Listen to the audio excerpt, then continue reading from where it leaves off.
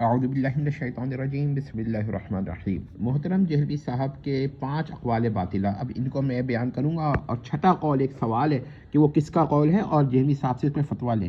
اگر آپ سمجھتے ہیں تو پھر آپ سے ہم اس کا بھی بیان کریں گے۔ پہلے ہم بیان کرتے ہیں کہ بھئی قول نمبر پہلا، اب یہ پتہ دیکھ لیجئے، یہ میں آپ کو دکھا رہا ہوں، اور یہ اگر پڑھ سکتے ہیں تو پڑھ لیجئے گا، نہیں ہے تو اوریجنل میرے پاس ہے، اس کا ہے۔ پہلا قول ہے، دیکھیے مرزا جہلمی نے منی گاڈ اور گاڈ کے اہل الجنہ کے لیے استعمال ہونے پر جب اعتراض کیا گیا ان کے، تو ایک انہوں نے جواب اس کا میں کہا، کئی جوابات دیے مگر ایک جواب یہ دیا کہ یہ لفظ الہ کے معنی یعنی میننگ میں نہیں استعمال کیا، بلکہ صفات کے معنی میں استعمال کیا، یعنی غیر اللہ کو صفات کے معنی میں منی گاڈ یا گاڈ کہا۔ اب حکم کیا ہے؟ غیر اللہ کو خدا، منی گاڈ، گاڈ صفات کے معنی میں کہنا شرک فی صفات ہے، اس پہ کوئی دو رائے نہیں ہے، یہ شرک و کفر ہے، یہ شرک و کفر کا اعتراف ہے، ہم نے اس پہ کوئی بات اور نہیں کرنی۔ صفات کے معنی میں کسی کو خدا کہیں، منی گاڈ کہیں، یا منی خدا کہیں یا گاڈ کہیں تو یہ شرک ہے، یہ شرک فی صفات ہے۔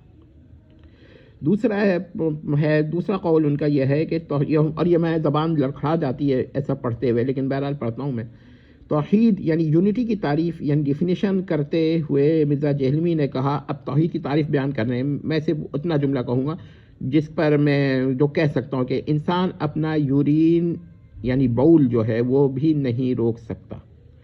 اس قسم کے غلط اور اخلاق سے گری ہوئی تعریف یعنی ڈیفینیشن توہین اور تحقیر ہے، یعنی یہ توحید کی تحقیر اور توہین ہے، یہ گستاخانہ اور شاطمانہ عبارت ہے۔ تو اب ہم مزید کیا کہیں کہ جو شخص توحید کی توہین کر رہا ہے اس طرح کی تعریفات سے، تو کیا آپ اس کے بارے میں کیا کہیے گا کہ وہ گستاخانہ عبارت اور زیادہ کیا ہو سکتی ہے اس سے بڑھ کے؟ اچھا جی، تیسرا ہے کہ نوافل اور سنن کے لیے فضول اور فالتو جیسے الفاظ یعنی مکروہ الفاظ استعمال کیے ہیں۔ یاد رکھیے گا کہ الفاظ کچھ اچھے ہوتے ہیں اور کچھ برے ہوتے ہیں، یہ خراب اور توہین والے الفاظ ہیں، اور ایک ہی لفظ ہوتا ہے، ایک جگہ ایک ہی معنی کے 2 لفظ ہوتے ہیں، مگر ایک توہینی ہوتے ہیں، ایک تعریفی ہوتے ہیں، مداحی ہوتے ہیں۔ تو جو مدحیہ الفاظ ہیں، الفاظ مدحیہ ہیں، تو ان کا الگ حکم ہے، اور جو الفاظ توہینیہ ہیں ان کا الگ حکم ہے۔ تو یاد رکھیے گا کہ سنن اور نوافل کی تعریف میں آپ تحقیر والے الفاظ، توہین والے الفاظ، شتم والے الفاظ استعمال نہیں کر سکتے۔ تو فضول اور فالتو توہین والے الفاظ ہیں، یہ سنن اور نوافل کے لیے استعمال کرنا ان الفاظ کا یہ نوافل اور سنن کی توہین ہے، گستاخی ہے۔ حکم نوافل اور سنن کی توہین کی گئی ہے۔ پھر اب یہ چوتھا ہے، اور یہ بہت ہی خطرناک بات ہے کہ دیکھیے قرآن معرّہ، ایسا قرآن جس میں ترجمہ نہ ہو، اور یہی اصل ہے، اور قرآن مترجم، یہ وہ قرآن ہے جس کی ساتھ کسی بھی زبان میں اس کا ترجمہ ہو۔ تو اب سنیے جہلمی صاحب کیا کہتے ہیں، قرآن معرّہ کی اشاعت پر پابندی کا مطالبہ کیا، اور پابندی کے لیے آئینی حرمہ کے الفاظ استعمال کیے، آئینی حرمت کے الفاظ استعمال کیے۔ اب ذرا تبصرہ ہے اس پر، اور یہ حکم دی ہے، ذرا حکم بتاؤں گا کہ دیکھیے قرآن معرّہ پر پابندی کا مطالبہ ایک مستقل کفر ہے، اور کفر قطعی ہے، صرف کفر ہی نہیں ہے، کفر قطعی ہے کہ قرآن معرّہ پر آپ پابندی کا مطالبہ کریں، اس سے توبہ واجب ہے۔ قرآن مترجم کی اشاعت، اس کے جواز اور اس کی اشاعت کے مطالبے سے قرآن معرّہ پر پابندی کا مطالبہ، یہ کفر بہرحال پھر بھی رہتا ہے۔ یعنی آپ یہ نہیں کہہ سکتے کہ انہوں نے قرآن کے اوپر مطالبے تو نہیں کیا نا، انہوں نے قرآن کو مترجم کے تو جواز پیش کیا ہوگا جواز، لیکن اس سے قرآن معرّہ پر پابندی کا مطالبہ یہ قرآن کی توہین بھی ہو جاتی ہے، اور قرآن کی تحقیر کی ایک ناپاک صحیح ہوتی ہے، نعوذ باللہ۔ تو اب آپ یہ بتائیے کہ جہلمی صاحب اس پہ توبہ کریں یا نہیں، سختی کے ساتھ توبہ کریں، ہمارا تو یہ حکم ہے۔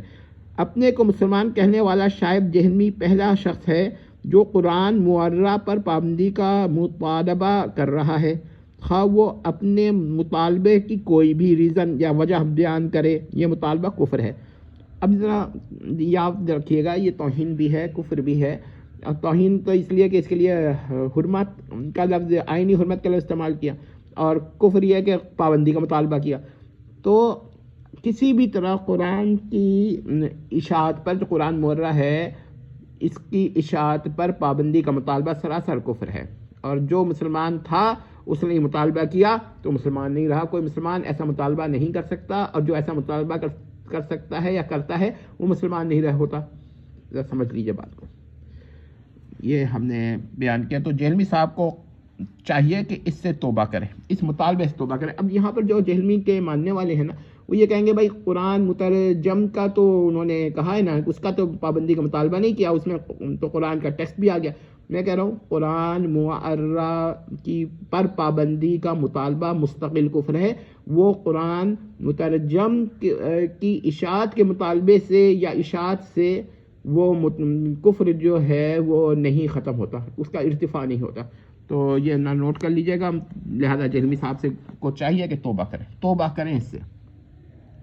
جہلمی صاحب نے بہتان لگایا کہ حیات الرسول میں صحابہ قرآن میں غیر قرآن کو داخل کر چکے تھے۔ یہ دیکھ لیجیے گا، مسلم شریف کی روایہ یعنی ٹریڈیشن ہے 3597، جس میں ایک آیہ یعنی ورس کا حوالہ ہے کہ رضاعت، یہ رضاعت کا ایک مسئلہ ہوتا ہے کہ 5 بار دودھ پینے سے ہوتی ہے، ایک آیہ ورس کا اس میں حوالہ ہے اس روایہ میں، لیکن قرآن نے موجود میں یہ آیہ نہیں ہے۔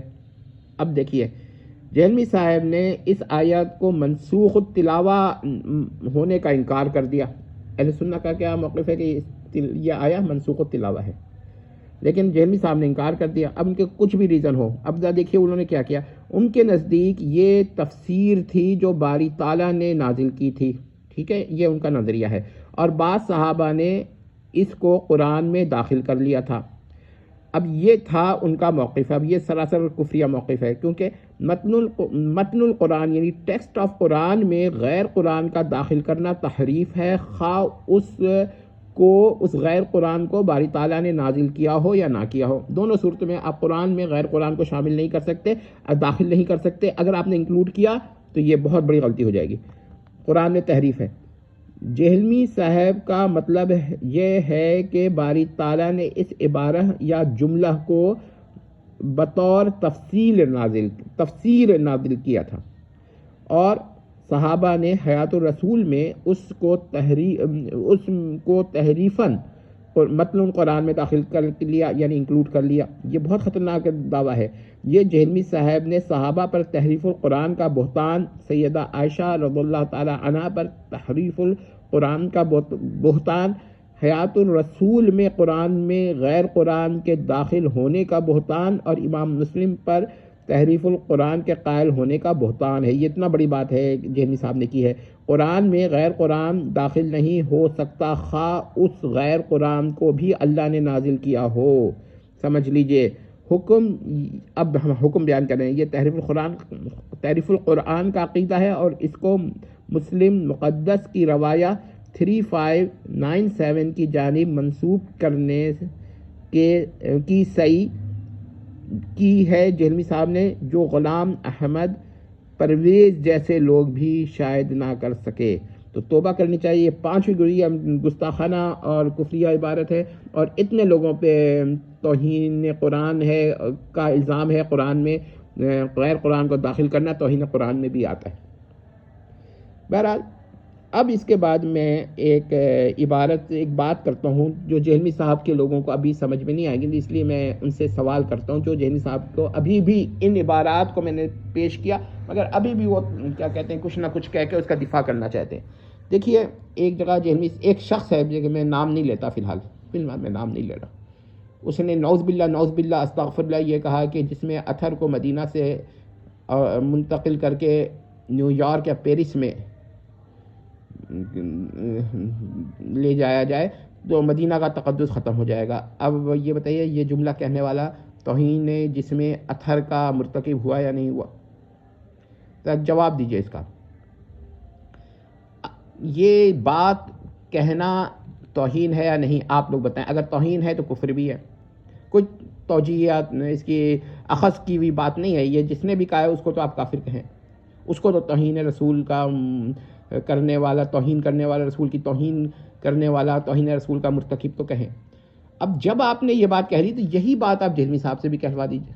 دیکھیں وہ کہتے ہیں یا نہیں کہتے. وہ نہیں کہیں گے، اور اگر کہیں گے تو ذرا دیکھ لیں. تو میں نے ابھی نام نہیں لیتا یہ کس نے کہا ہے. میں صرف یہ کہہ رہا ہوں کہ جس نے بھی یہ کہا ہے، آپ لوگوں نے یہ ٹیسٹ کیس ہے. اگر آپ لوگوں میں ایمان ہے تو آپ لوگ اتنا ضرور مانیں گے کہ ایسا کہنے والا رسول اللہ کی توہین کر رہا ہے، جس میں اطہر کی توہین کر رہا ہے، جس میں مبارک کی توہین کر رہا ہے. تو پھر مجھے بتائیے کہ ایسا کہنے والا مسلمان ہے یا نہیں. اور پھر جب اگر آپ کا فیصلہ ہو کہ ایسا شخص مسلمان ہے تو پھر آپ سے کیا بات کرنی ہے. ہمیں تو پھر آپ کو بھی یہی کہنا پڑے گا کہ جس نے ایسی بات کہی وہ مسلمان کیسے ہو سکتا ہے. اور اگر آپ کہتے ہیں کہ نہیں ایسا شخص کہنے والا مسلمان نہیں ہے تو جہلمی صاحب سے پوچھ لیں کہ وہی جملہ کہہ دیں. جی بالکل ٹھیک ہے.